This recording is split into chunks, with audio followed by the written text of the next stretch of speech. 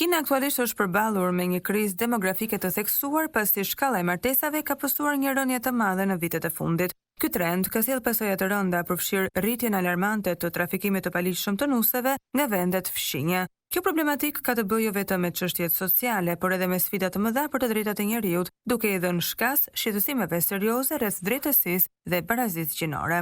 Një faktor i rëndësishëm që ka nxitur këtë krizë është fenomeni ashtu quajtur epoka e meshkujve të mbetur, një periudhë që pritet të zgjatet deri në vitin 2050, ku ndërmjet 30 dhe 50 milion burra kinez mund të mos kenë mundësi të gjejnë bashkëshorte.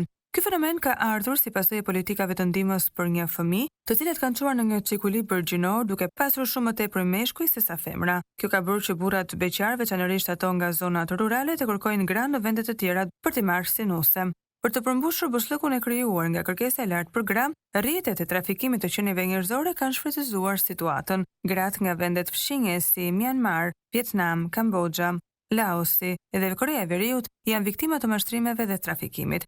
Ato janë të joshura me premtime për punë më të mira, arsim dhe një jetë më të mirë në Kinë, por në vend të kësaj, ato shiten me çmimin që varion nga $3,000 deri në $13,000 për të martuar me burra kinez. Ky trafikim ka çuar në shfrytëzimin e jashtëzakonshëm të grave, duke përfshirë dhunën në familje dhe abuzime të tjera të rënda.